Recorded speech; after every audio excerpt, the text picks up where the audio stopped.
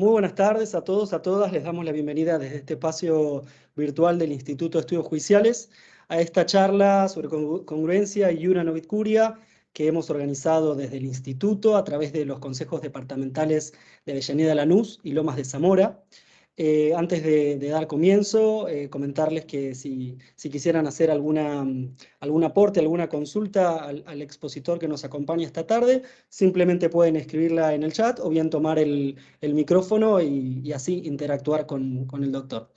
A continuación, va a tomar la palabra la doctora Estela Morano, titular del Juzgado de Familia número 4 de Lanús y presidenta del Consejo Departamental de Avellaneda Lanús. También saludo a Carla Lobelos del Consejo de Avellaneda y a Diego Ramundo del Consejo de Lomas.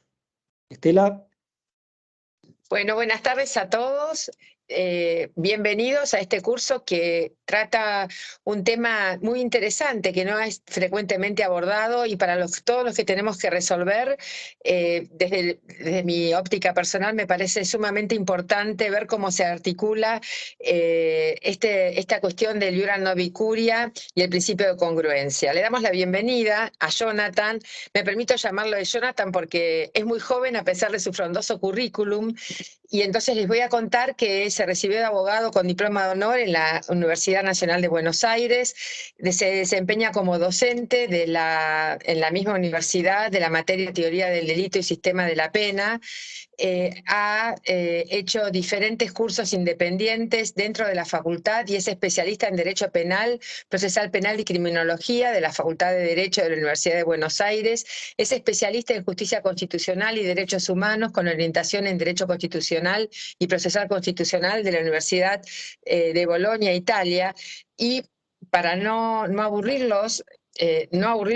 cansarlos con tantos antecedentes importantes, me parece que es de suma relevancia que es autor del libro Iura novit curia, Poder y Verdad, de la editorial Ad Hoc, es coautor de 2 libros, Responsabilidad Penal por Omisión y otro sobre diálogo entre tribunales, asuntos contemporáneos del derecho.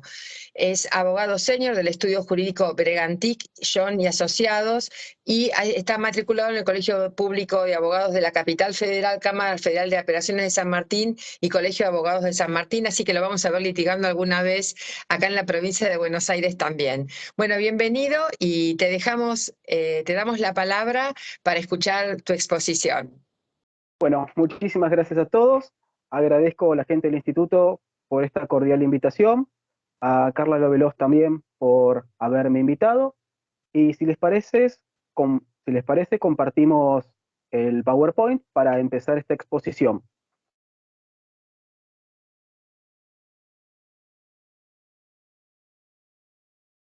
¿Ahí se está compartiendo? Sí, se está compartiendo. Perfecto.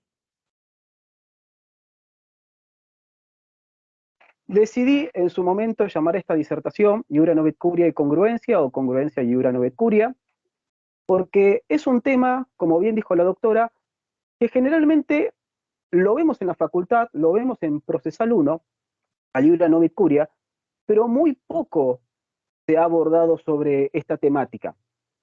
Si bien, cuando hacíamos Procesal 1, nos decían, ¿qué es iura novit curia? Bueno, el juez sabe de derecho o el juez conoce de derecho. Y simplemente era la única referencia que teníamos.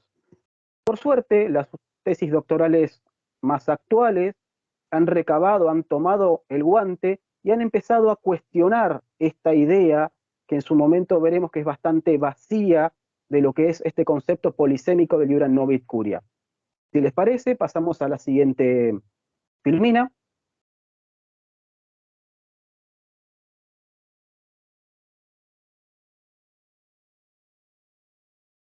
Bueno, disculpen todos por los inconvenientes técnicos. Yo propongo el análisis del iura novit curia desde una teoría de la crisis. En este sentido, pretendo que al finalizar la clase, la charla, no se lleven nada en claro. Pretendo interpelarlos, pretendo generarle dudas, pretendo que desde ahora en adelante, cuando vean el iura novit curia, vean una gran interrogante y no una gran solución, como hemos visto durante muchísimo tiempo en el derecho.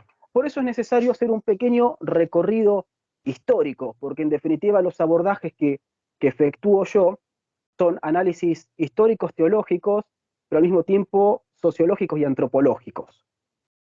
Creo que el derecho procesal, o por lo menos el procesal penal, que es mi área de investigación, es absolutamente todo, pero prácticamente menos lo que es el derecho en sí mismo.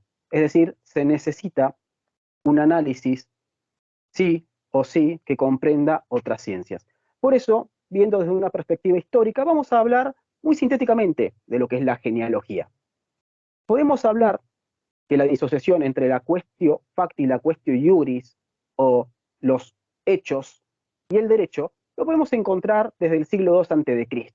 Esto ocurrió cuando los retóricos griegos ingresaron a las primeras urbes romanas. Pero, posteriormente, en el siglo III después de Cristo, aproximadamente el año 294, podemos encontrar una conformación precaria del iura novit curia. Es decir, cuando los magistrados podían advertir lo que eran las veritas y las mendacias.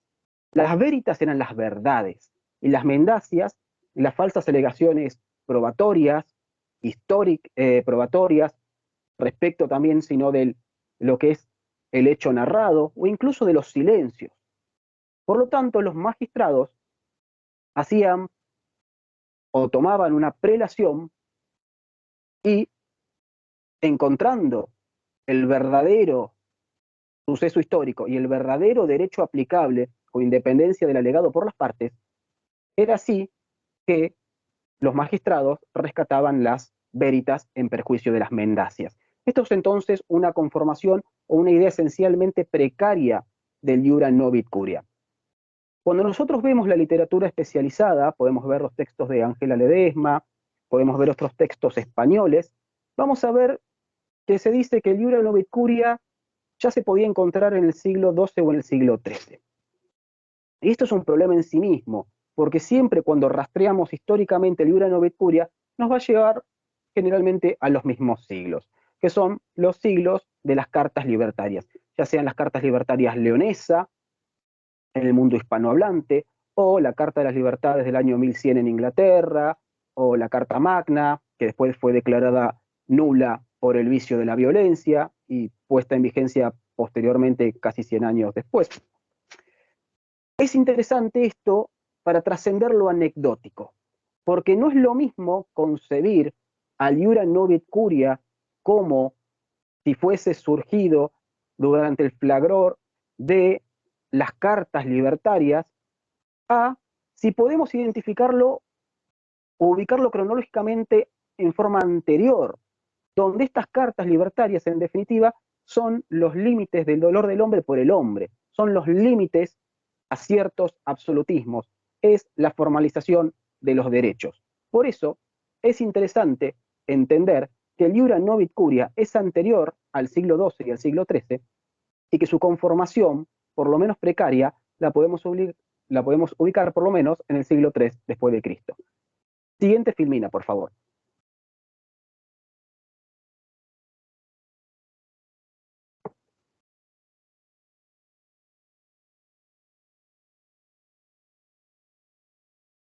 En esta instancia, de forma completamente arbitraria, propongo una clasificación de la conceptualización del iura novit curia. Vamos a ver que previo a que nos preguntemos el qué es o cómo lo definimos, vamos a hacer una clasificación instrumental según sus características y lo vamos a clasificar. En definitiva, esta clasificación es completamente arbitraria. Es una clasificación, si bien de tipologías modales, si bien se pretende que sean tipologías modales, en realidad cada una de estas teorías contienen sus matices. Así, voy a proponer por lo menos 4 teorías diferentes, que vamos a iniciar por las teorías arcaicas, vamos a seguir por las teorías clásicas, vamos a continuar por las teorías críticas, y finalmente vamos a discutir las últimas teorías que se encuentran en boga actualmente, que son las teorías garantistas. Sin perjuicio de ello, es necesario tener en cuenta que estas teorías, por lo menos la clásica, la crítica y las garantistas, se encuentran yuxtapuestas actualmente y podemos verlas en las diversas pluralidades de textos normativos que vamos a ir repasando en esta charla. Siguiente filmina, por favor.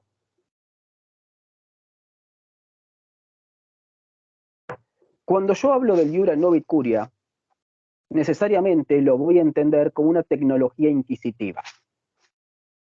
Quizás es algo de los procesalistas del derecho penal, que seguimos evocando las ideas del acusatorio y el inquisitivo.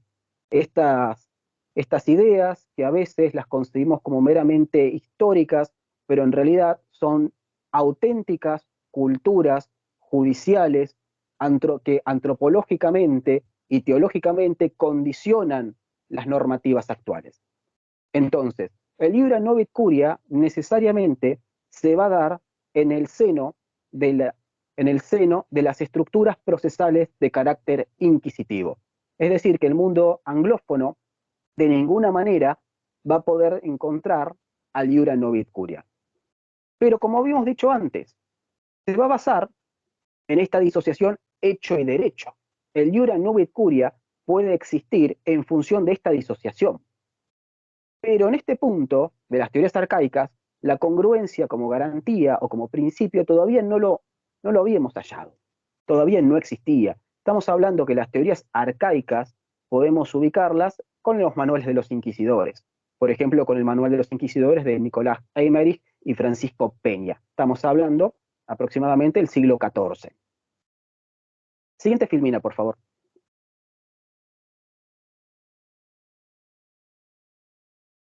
Posteriormente, más cercano en el tiempo, podemos encontrar una nueva clasificación, que son las teorías clásicas. Así, son las teorías donde el Iura Novit Curia ha encontrado una mayor extensión e intensidad en lo que son los textos normativos. Nuevamente se va a presentar la caracterización de la disociación entre el hecho y el derecho, el factum y el iuris, la quaestio facti y la quaestio iuris. Pero al mismo tiempo se nos va a presentar la ductibilidad de la plataforma fáctica. Es decir, que en este punto no solamente va a surgir el concepto de plataforma fáctica, sino que va a llevar esta caracterización de ser dúctil, de ser flexible. Así, en estas teorías, la descripción histórica, al ser calificada bajo un nomen iuris, va a ser exactamente igual que sea un homicidio simple o un homicidio imprudente, o un homicidio calificado, o un encubrimiento. Así, vamos a encontrar, al mismo tiempo, el surgimiento o la aparición de la congruencia, pero bajo una caracterización. El principio de congruencia va a ser exclusivamente fáctico. Es decir, que el principio de congruencia no va a abordar de ninguna manera ningún matiz jurídico. Así, el Iura Novit Curia se presenta o se presentaba en los textos y en las normativas como un ejercicio de potestad judicial. Siguiente filmina, por favor. Acá podemos encontrar un claro ejemplo, el famoso artículo 401 del Código Levene, que básicamente dice que se podrá dar al hecho una calificación jurídica distinta. Es verdad que el Iura Novit Curia lo podemos encontrar a lo largo y tendido del proceso, pero creo que como la sentencia es el acto más trascendental del proceso según mi visión, en consecuencia, pretendo circunscribir este análisis a las sentencias. Entonces, la versión de las teorías clásicas nos va a permitir entender o legitimar un artículo como es el 401 del Código Levene, donde a la descripción histórica se le puede dar cualquier otra calificación jurídica distinta. Es decir, cualquier operación de subsunción posterior no va a afectar de ninguna manera la descripción histórica. Siguiente filmina, por favor.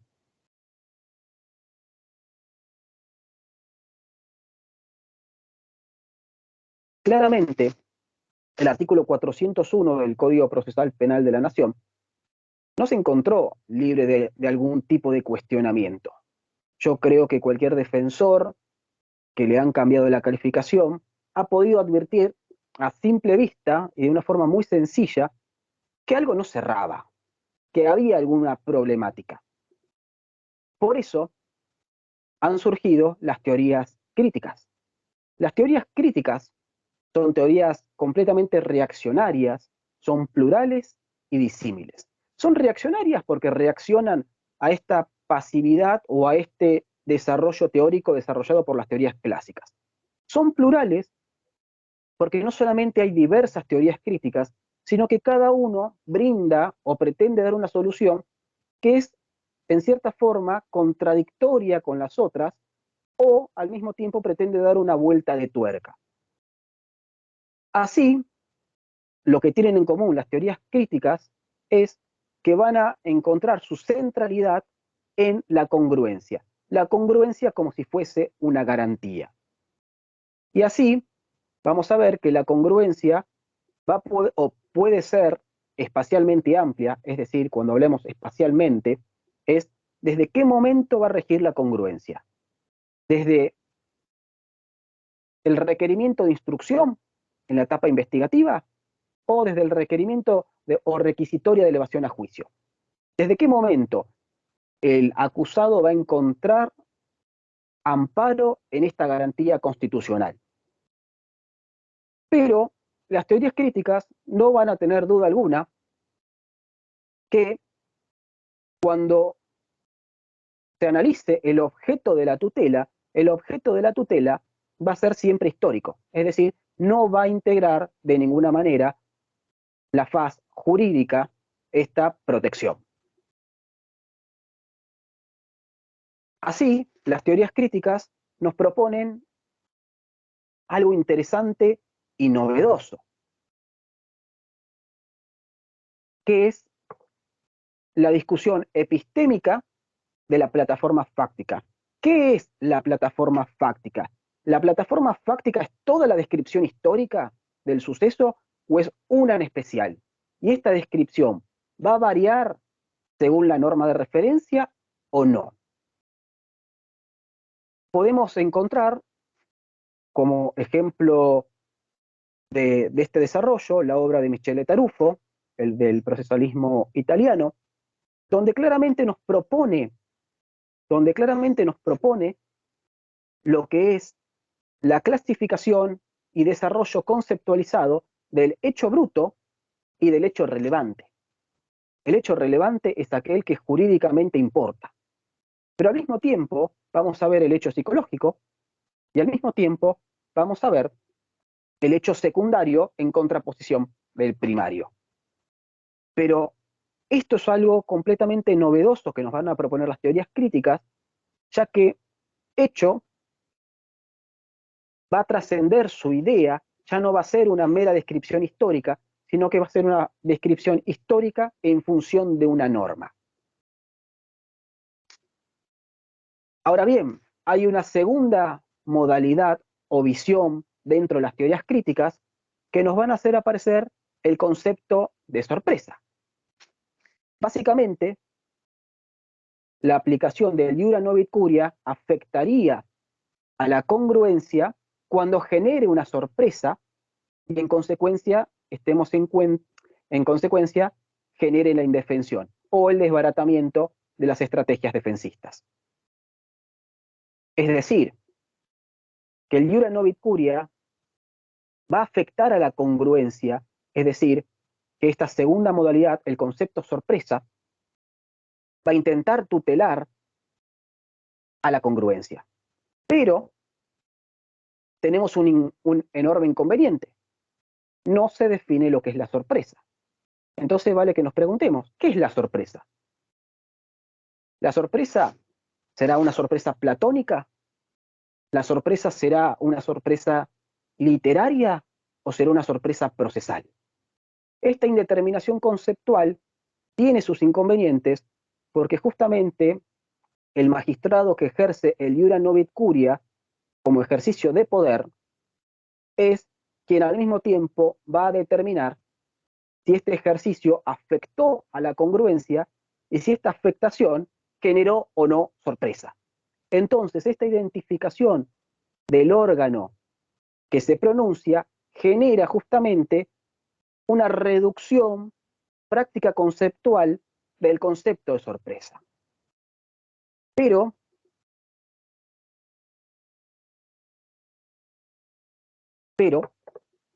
justamente este inconveniente que genera la sorpresa por su indeterminación conceptual es intentada salvar posteriormente por otras de las modalidades de las teorías críticas, como es el surgimiento de la advertencia.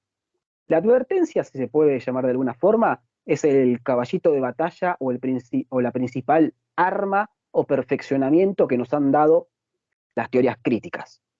La advertencia es una válvula que tutela las garantías.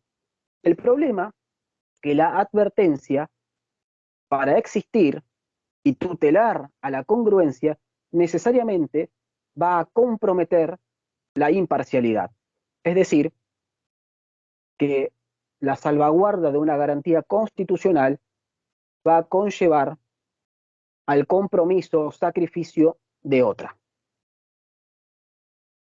Ahora lo voy a pasar a explicar. Pasemos de filmina, por favor.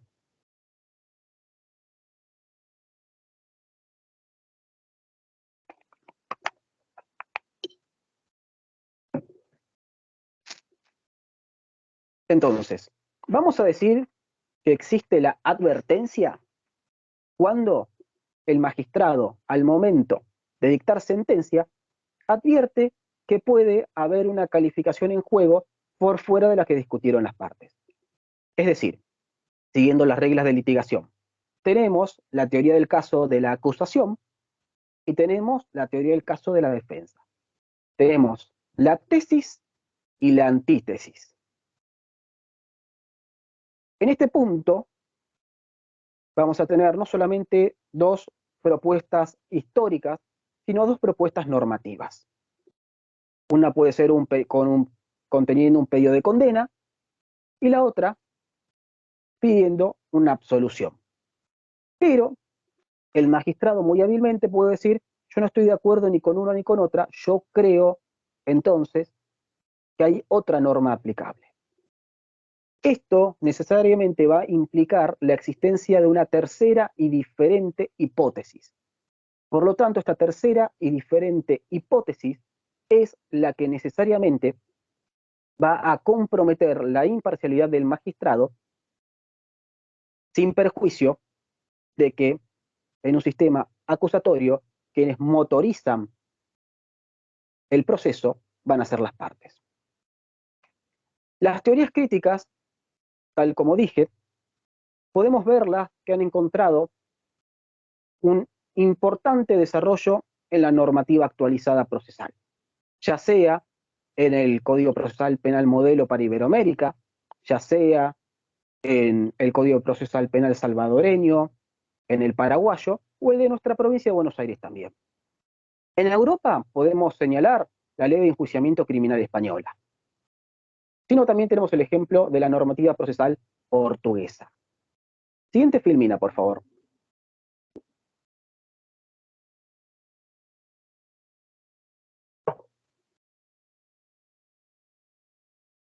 Así, cuando vemos nuestro Código Procesal Penal en su artículo 375, podemos descubrir que se sitúa o se emplaza en una de las modalidades de las teorías críticas.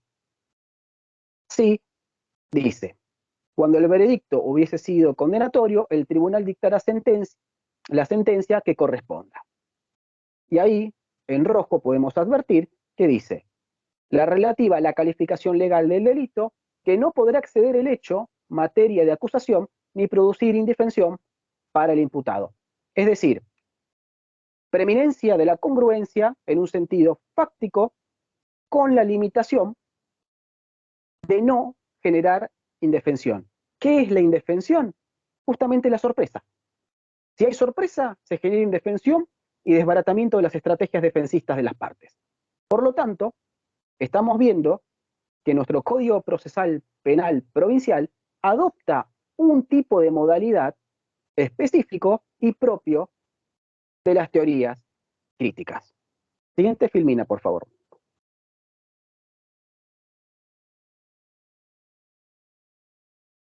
Ahora bien, si vemos el Código Procesal Penal modelo para Iberoamérica, vamos a advertir que el primer párrafo va a contener una formulación muy parecida a la del Código Procesal Penal provincial, porque nuevamente encontramos que el límite es el hecho, que es aquel que ha sido descrito en la acusación, pero va un poco más allá, porque se admite la posibilidad de dar al hecho una calificación jurídica distinta. Pero vamos a ver que esta normativa procesal adopta la siguiente modalidad, la modalidad de la advertencia. Necesariamente la advertencia implica que si el magistrado entiende que puede ser aplicable una calificación legal diferente a la que se ha venido discutiendo en el proceso, debe advertirles a las partes para que puedan ejercer su derecho a ser oído, es decir, para que puedan ofrecer prueba o para que puedan ofrecer, en definitiva, los argumentos que consideren pertinentes, tanto la acusación como la defensa. Esta es la idea de la advertencia, advertir la posibilidad de un cambio de calificación. Siguiente filmina, por favor.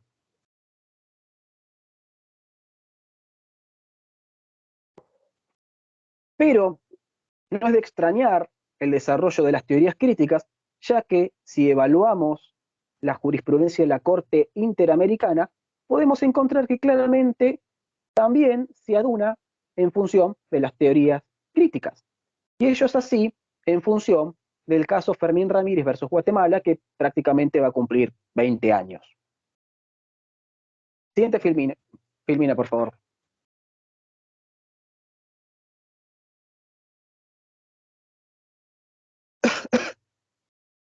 Fermín Ramírez nos va a traer un montón de ideas que son interesantes, pero particularmente para este caso vamos a ver dos. La primera, la congruencia. La Corte Interamericana nos va a ratificar que si el magistrado decide cambiar la calificación, ello de ninguna forma afecta a una garantía constitucional. Pero lo que debe mantenerse inalterado, impoluto, invariable, es la descripción histórica. Un punto interesante a destacar de Fermín Ramírez es que en Fermín Ramírez la Corte Interamericana adopta partido de que el principio de congruencia se compone única y exclusivamente por cuestiones históricas o fácticas. Es decir, que para la Corte Interamericana el principio de correspondencia o congruencia solamente tiene una faz histórica, no normativa. Siguiente filmina, por favor.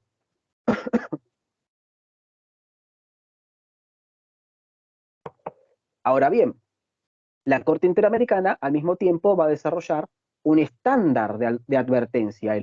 En definitiva, ¿cómo debe ser la advertencia para que sea una válvula que tutela derechos?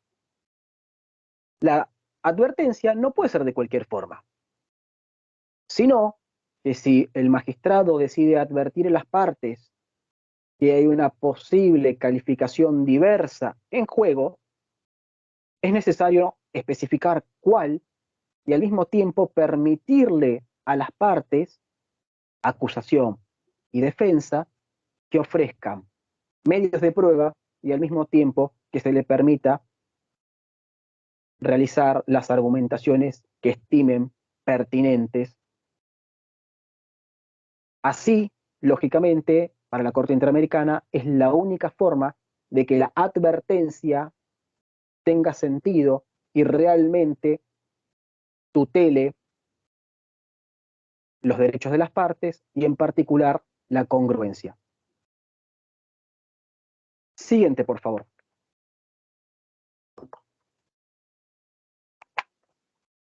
Pero existen otras teorías, como son las teorías garantistas. En este punto se puede subclasificar las teorías garantistas entre las teorías moderadas y las teorías disruptivas y o pesimistas. Estas teorías garantistas van a intentar cuestionar lo hecho por las teorías críticas y van a intentar dar soluciones, de las cuales considero que a la fecha ninguna es verdaderamente conducente o realmente ninguna podría dar una solución al problema que tenemos. Siguiente, por favor.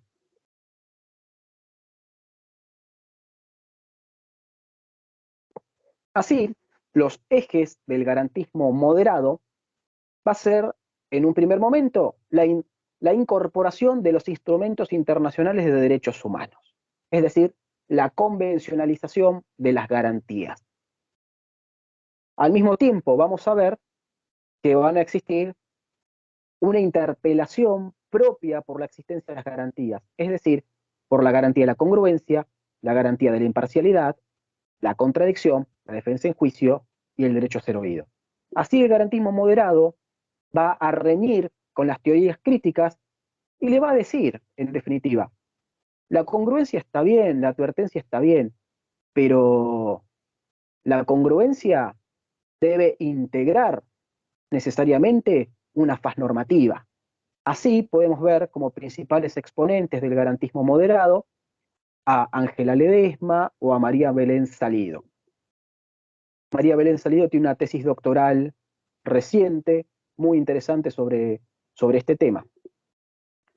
Pero ambas autoras, siguiendo a Casperata Nores, nos va a decir que en definitiva, la congruencia va a tenerse que encontrar o integrar con una faz normativa. Es decir, van a empezar a plantear la inescindibilidad hecho y derecho. Como habíamos dicho, el iura novit curia se asienta en esta disociación, pero al pretender la restricción del adagio, en consecuencia lo que va a ocurrir es una inescindibilidad del hecho y el derecho. Al mismo tiempo, Ángela Ledesma nos va a proponer que el objeto del litigio penal sea complejo, es decir, que no solamente se encuentre integrado por su faz histórica, sino que esa faz histórica es necesariamente atravesada por un prisma que es la norma de referencia. Porque, en definitiva, en el proceso penal no se investigan meros hechos, se investigan hechos con relevancia penal. Por lo tanto, si no hubiese esa relevancia penal en función de una norma de referencia, mal se podría estar investigando. Por lo tanto, se pretende ya no solamente hablar del hecho en un sentido bruto o el hecho en un sentido normativo, sino puntualmente de la norma de referencia que hace relevante al hecho. Y al mismo tiempo, estas visiones lo que nos van a proponer es considerar al iura novit curia como una expresión autoritaria. Es decir, que se va a pretender su reducción lo más posible o casi llegando a su mínima expresión.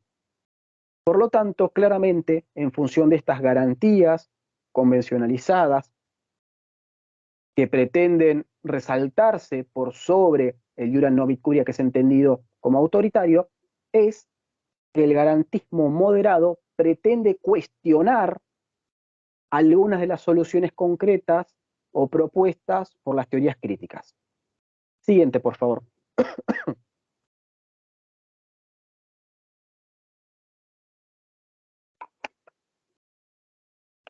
Pero,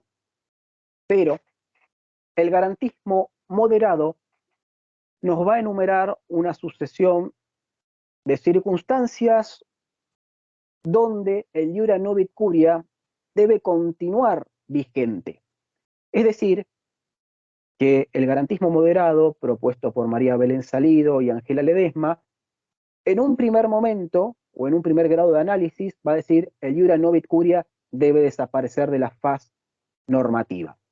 En segundo grado de análisis va a decir, ok, existen ciertas excepciones. Por ejemplo, cuando hay un hecho remanente probado, problemas de subsunción normativa y sus alcances, en definitiva, la gran discusión del alcance del tipo. Calificaciones que han omitido hechos que son relevantes, errores de subsunción no salvados por la contraparte, y una enorme discusión que es la discrepancia por los concursos de delitos. En los concursos de delitos en particular se señalan los concursos aparentes, cuando realmente una figura debe retroceder ante otra. En consecuencia, para estos casos expresos es que el garantismo moderado entiende que el iura novit curia sigue siendo una opción potable, posible y correcta que deben ejercer los magistrados. Siguiente, por favor.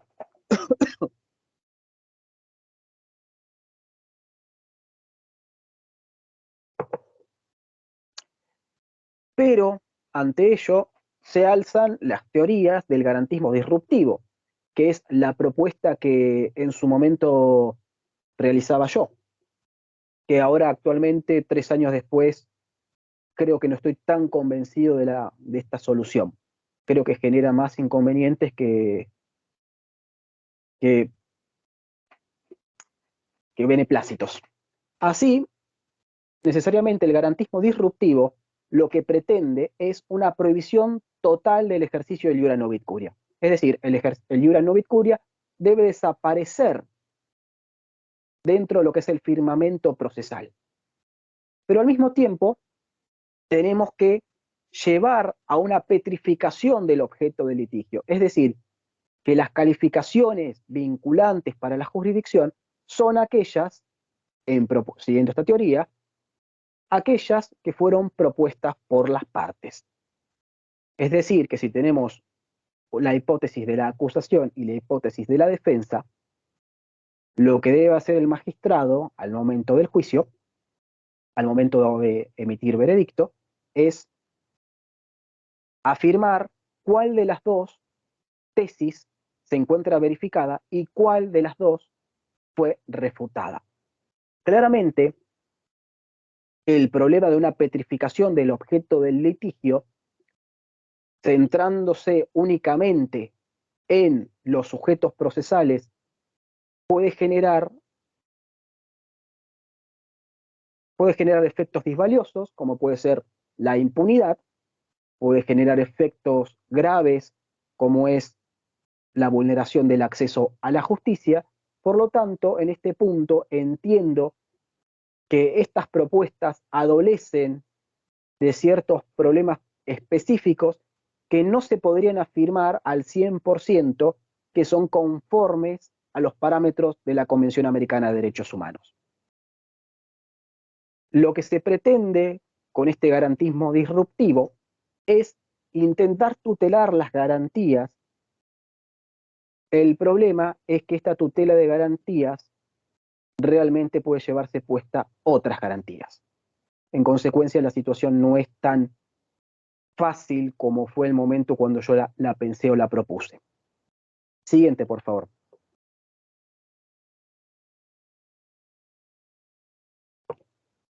Pero podemos advertir que las teorías garantistas han encontrado también un asidero normativo.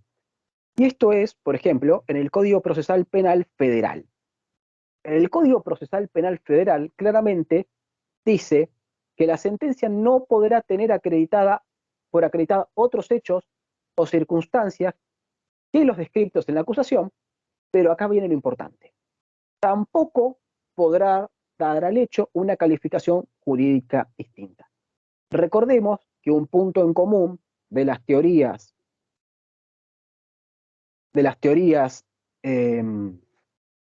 más actuales es que efectivamente pretenden la eliminación o reducción en un máximo posible del Iura Novit Curia. En definitiva, esta normativa la ha consagrado. Ahora bien, nos propone una excepción, y es una excepción condicionada, que es salvo que sea en beneficio del imputado, pero que sea siempre y cuando haya sido objeto del proceso.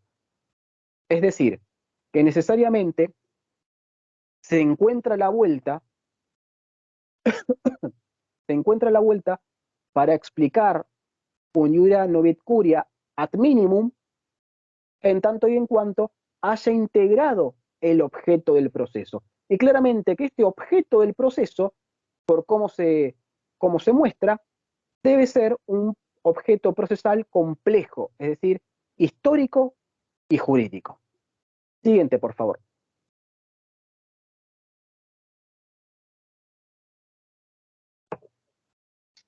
Entonces, esto vale que nos preguntemos, este iura novit curia ad minimum,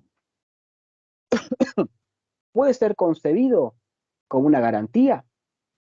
¿Podemos afirmar entonces que esta reserva de poder o ejercicio del poder que han ostentado los magistrados en las estructuras inquisitivas puede ser tomado o reconfigurado como una garantía?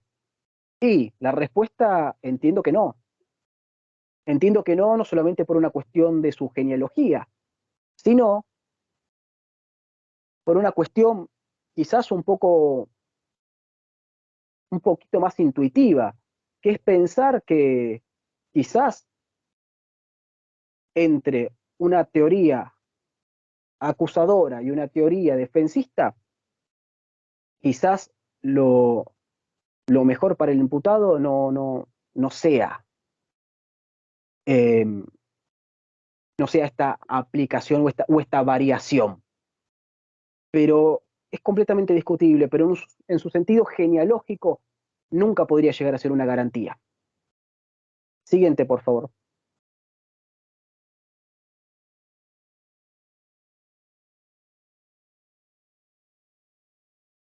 Ahora, después de que hemos desarrollado esta instrumentalización del iura novit curia, vamos a volver a rememorar esa pregunta que hicimos en un primer momento.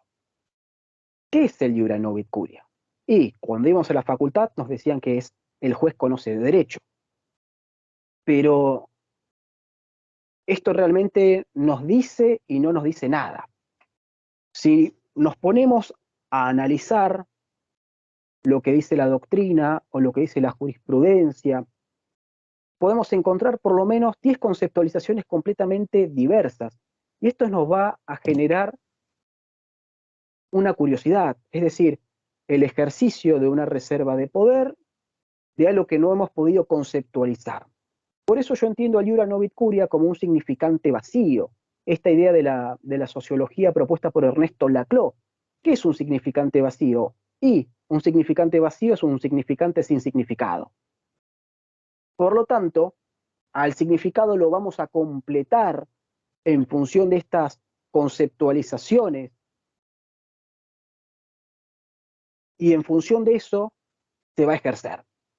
Por eso, cierto sector de la doctrina, seguido por María Belén Salido, de las teorías del garantismo moderado, nos va a decir que estamos ante una reserva de poder. Otras doctrinas propias de España nos van a decir que en realidad el iura novit curia es la sumisión del juez al derecho. Gabriel Valentín, en Uruguay, nos va a decir que estamos hablando de la igualdad del trato, de igualdad de trato ante la ley. Otras posturas nos van a decir que estamos hablando de seguridad jurídica, en definitiva, cuando se aplica el iura novit curia. Desde Colombia nos dicen que es la búsqueda de la verdad material, y sabemos perfectamente que la idea de búsqueda de verdad material es un concepto netamente inquisitivo. El constitucionalismo, desde la ciudad de Buenos Aires, con el magistrado Lozano, nos va a decir que es control de constitucionalidad ejercido de oficio. Lo mismo nos puede señalar el profesor Jorge Amaya en uno de sus libros. La Corte Suprema nos va a decir que es supremacía constitucional. Es el artículo 31. Otras posturas nos van a decir que estamos ante la prohibición non licet, es decir, el deber de resolver de los magistrados.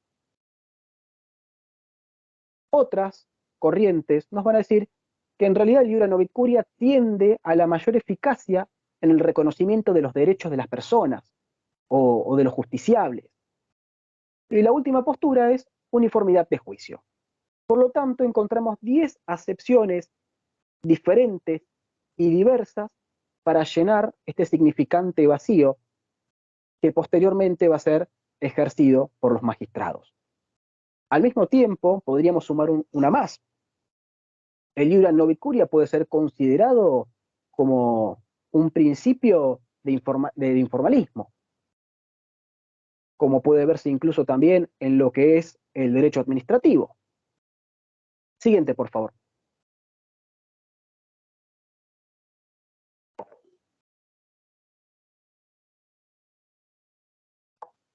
Señalado los lineamientos básicos para generar interrogantes sobre la estructuración propuesta del Iura Novit Curia, vale que pensemos ahora a la congruencia, a la garantía de congruencia.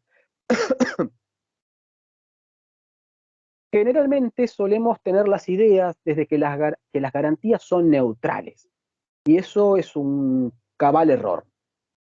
Cada garantía es creada dentro de un sistema procesal específico y por una razón específica.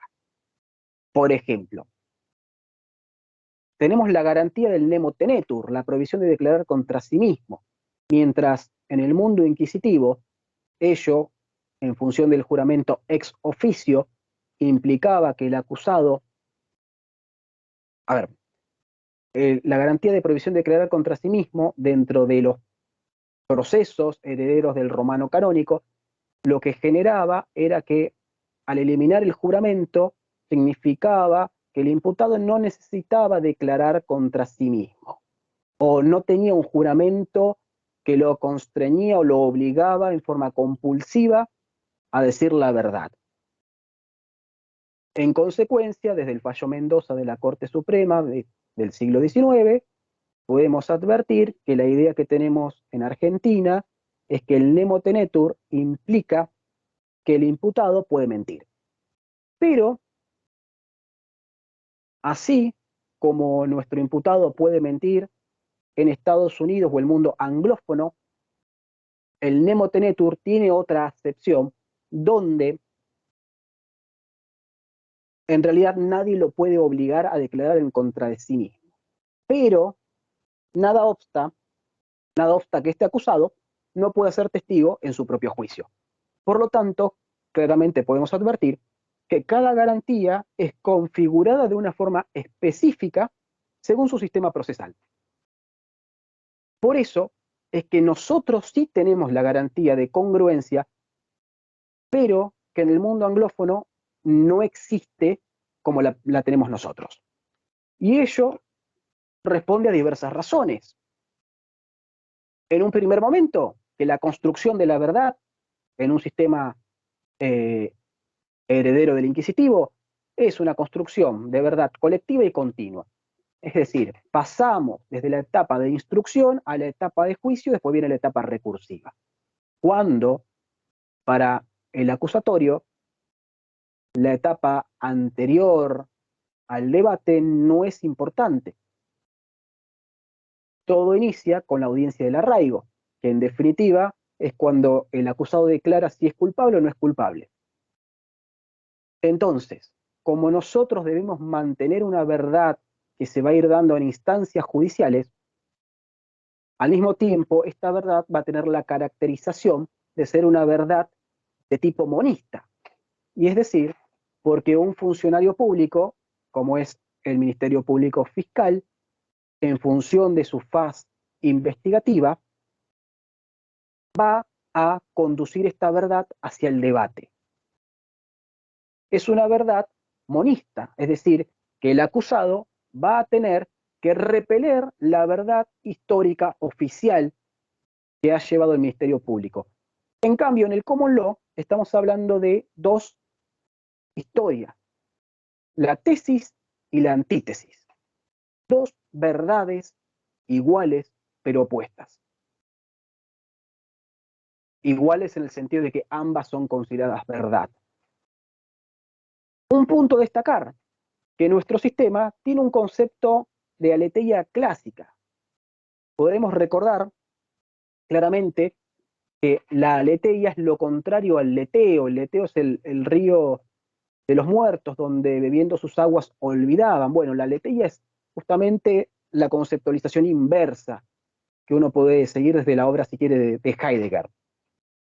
Así, podemos contraponer la aletheia clásica como correspondencia de verdad, es decir, una verdad como correspondencia con lo ocurrido en el mundo, en contraposición con la aletheia arcaica, que la aletheia arcaica es propia del sistema del Common Law, porque la verdad es una revelación. El jurado, que es un tipo de ordalía, revela la verdad. No es una verdad construida y llevada al juicio, sino que es una verdad revelada justamente, que hace una sentencia en sí misma, que hace a la expresión de la vox populi, vox Dei. Ahora bien, tal como he dicho anteriormente, es el monismo de la verdad, producto de una investigación, y en base a que los funcionarios públicos investigan en la etapa de instrucción, y después este expediente debe ir a la etapa de debate, es decir, de una verdad histórica preservada o preservable que debe ir de una instancia a la otra, es que aparece la ritualización protectoria. Es decir, los expedientes, los viejos expedientes cosidos, con tinta negra, que no sea, lógicamente, el famoso chiste de no usar la tinta azul, siempre la tinta negra, los sellos, los lacrados, toda esta idea de sacralización es realizada en función de la protección de la verdad que se encuentra en el expediente. El mundo se encuentra en el expediente, lo de afuera no importa. En consecuencia, esta verdad desarrollada y esta que ha sido en función de la investigación debe ser protegida y llevada a la etapa de debate oral. Pero al mismo tiempo, esto nos genera una ausencia de las tres reglas aristotélicas: tiempo, modo y lugar. Son tres reglas del teatro, que el acusatorio las tiene combinadas, porque es una justicia espectáculo.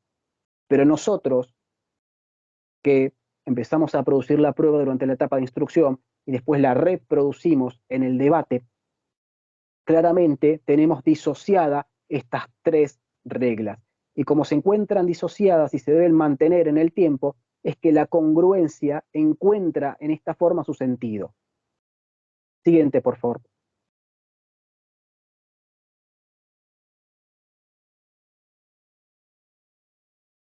Así, es también necesario destacar que existen teorías de la congruencia. Tal como hemos dicho antes, podemos advertir que hay teorías dimensionales del objeto y teorías dimensionales del espacio. Es decir, las teorías dimensionales del objeto van a discutir sobre qué integra la congruencia. ¿Integra el hecho o integra el derecho? O ambos. Las teorías que son mediante modalidades restringidas va a implicar que el objeto simplemente se encuentre integrado por una cuestión fáctica, es decir, por el componente histórico. Pero las teorías amplias van a recoger lo histórico y lo jurídico para tutelar en la congruencia. Ahora bien, también tenemos teorías dimensionales del espacio, es decir, modalidades amplias y modalidades restringidas. ¿Desde qué punto empieza a regir la congruencia? Desde el requerimiento de instrucción, desde que se hace la denuncia, o desde la requisitoria de elevación a juicio. ¿Y hasta qué punto? ¿Hasta la sentencia? ¿Hasta el último pronunciamiento de la Cámara o de la Suprema Corte? En definitiva, estas teorías se van a ocupar de esto. Una teoría amplia nos va a decir que va a regir durante todo el proceso, que es por ejemplo la visión de Hauchen, y una teoría restringida, que son las mayorías, nos va a decir que la congruencia encuentra su sentido desde la requisitoria de elevación a juicio hasta el dictado de la sentencia. Siguiente, por favor.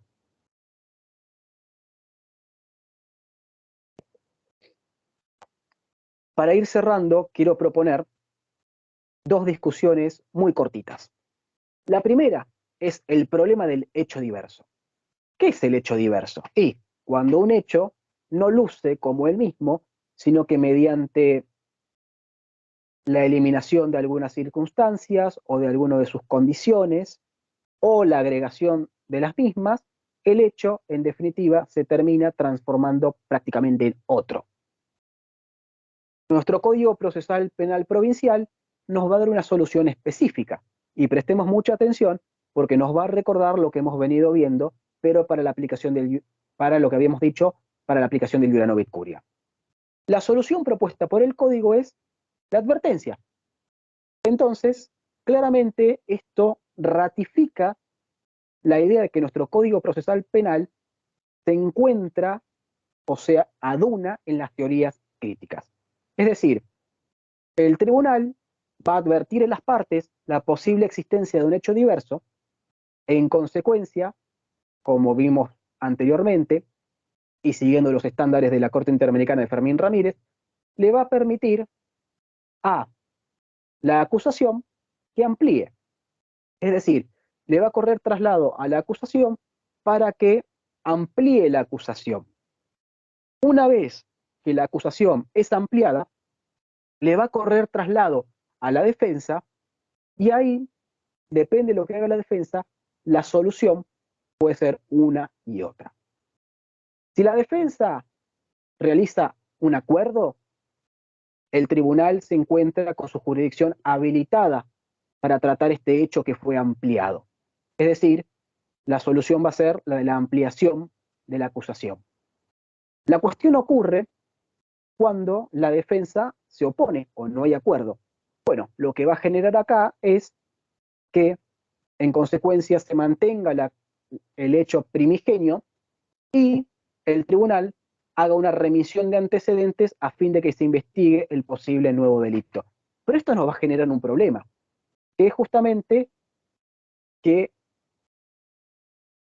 si realmente esta remisión de antecedentes no vulnera la garantía del ne bis in idem, porque lógicamente que lo que tenemos acá como buena teoría crítica es la discusión del hecho bruto o el hecho normativo, esta discusión epistémica, este problema epistemológico de la búsqueda de la verdad impactado en la descripción histórica del hecho. En consecuencia, siguiendo las teorías críticas, esta remisión de antecedentes podría llegar a afectar en potencial la garantía de defensa, perdón, la garantía del ne bis in idem.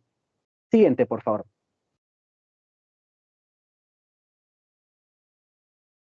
Para ir cerrando, les propongo que pensemos la Merger Doctrine versus Iura Novit Curia. La Merger Doctrine es básicamente los delitos menores incluidos. Como en nuestra jurisdicción tenemos juicio por jurados, es interesante evitar la asociación de conceptos que nos es tan tentadora a todos. Por ejemplo, el profesor Harfuch considera o ha llegado a sostener que los delitos menores incluidos implican el iura novit curia del jurado, lo cual a mi modo de verlo es manifiestamente desacertado, porque esto es una apreciación completamente personal mía. El sistema procesal de la provincia de Buenos Aires, a mi modo de verlo, es mixto y no es acusatorio, no puede ser acusatorio. Y tal como dijimos previamente, el iura novit curia es una tecnología propia de sistemas inquisitivos mientras que los delitos menores incluidos son propios del acusatorio, y la diferenciación que se va a dar en que mientras el iura novit curia lo ejerce el tribunal en forma discrecional, con las ataduras y o cuestionamientos que hemos venido hablando, la Merger Doctrine, como delitos menores incluidos, va a integrar las instrucciones al jurado, que son instrucciones que le va a dar el magistrado interviniente al jurado. Por lo tanto, las instrucciones son obligatorias. En consecuencia, esta diferenciación que hace Ángela Ledesma, yo creo que es acertada y nos sirve para identificar una y otra, un concepto y otro, y tratar de no caer en asimilaciones que tan tentadoras se ven para todos nosotros. Siguiente filmina y nada más. Bueno, para ir redondeando, espero realmente haber logrado generar controversia en el concepto tan rígido que nos han enseñado del iura novit curia. Espero que podamos tener dudas y que intentemos ver cómo podemos solucionarlo, ya que no es un concepto para nada pacífico, al igual que la congruencia tampoco lo es, y espero que les haya contribuido para el debate. Muchísimas gracias. Bueno, muchísimas gracias. No sé si me están escuchando. Sí. No sé si hay personas, Julia, que estén en el chat que quieran hacer alguna pregunta.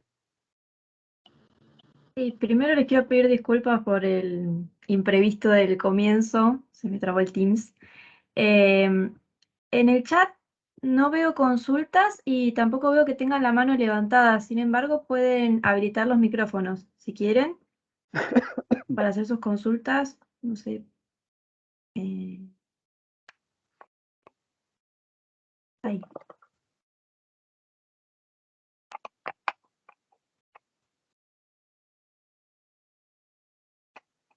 Bueno, en el chat Gustavo Carlau dice que estuvo muy buena e interesante la charla. Sí, hay, Gracias. en el chat aparecen felicitaciones para el expositor y dan cuenta del interés que despertó la charla. Desde ya, el instituto agradecido. Me gustaría hacerle una pregunta al doctor, si es que estoy habilitado. Sí, por favor. Bien, obviamente la charla ha sido excelsa, pero me gustaría puntualizar cómo opera el principio de una novit curia cuando estamos frente a un juicio por jurados. Es saber Bien. cómo. Algo he leído, pero no me recuerdo bien. Efectivamente era lo que veníamos discutiendo anteriormente. Se encontraría vedado el iura novit curia, no obstante lo cual vamos a analizarlo en dos modalidades. La primera, la discusión de las instrucciones. Las partes van a realizar las instrucciones al jurado, que en definitiva es la integración del derecho a su pronunciamiento de veredicto, que es el histórico. Ahí se pueden dar las diversas variantes y podría incluirse lo que son los delitos menores incluidos, que en la provincia de Buenos Aires, según la casación provincial, son obligatorios. Si el jurado ejerce el delito menor incluido, no sería iura novit curia. No sería iura novit curia, no solamente por una razón de genealogía, al margen que en el mundo anglófono no tienen congruencia tampoco. Ahora bien, podríamos advertir que hay un iura novit curia, un ejercicio de iura novit curia, de alguna forma, en la audiencia de cesura, si hay condena. Ahí podría ser de una forma, pero no siempre tenemos que entender al iura novit curia como un cambio de calificación. Hay veces que lo podemos ver también como una medida de mejor proveer. El iura novit curia lo que tiene es una multiplicidad de manifestaciones dentro de los procesos. Yo en este caso lo circunscribí a lo que es la sentencia, pero puede darse también al momento de correr un traslado de una demanda, al momento de etapa de prueba. Hay veces que lo vemos como el informalismo también, cuando se hace una presentación que no sabemos muy bien cómo calificarla, en consecuencia el tribunal le da un cierto trámite, eso es iura novit curia. En consecuencia, en el juicio por jurados y en el veredicto del jurado no va a haber iura novit curia. En la audiencia cesura de juicio podría haberlo, En la vía recursiva también. La discusión va a ser cómo se va a presentar y bajo qué modalidad. Perfecto, doctor, muchas gracias.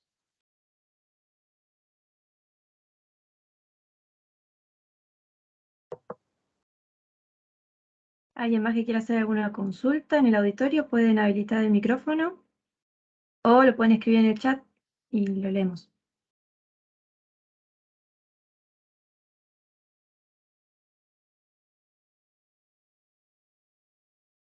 Bueno, parece que no hay más nadie, Julia. Bueno, estarán pensando los interrogantes de la clase, que fue realmente más que interesante. Entonces, vamos a agradecerte, Jonathan, por tu presencia, por la claridad de la exposición y por las dudas y las reflexiones que nos dejó para pensar todo lo que vos nos contaste. De vuelta, muchísimas gracias por haber participado de esta invitación.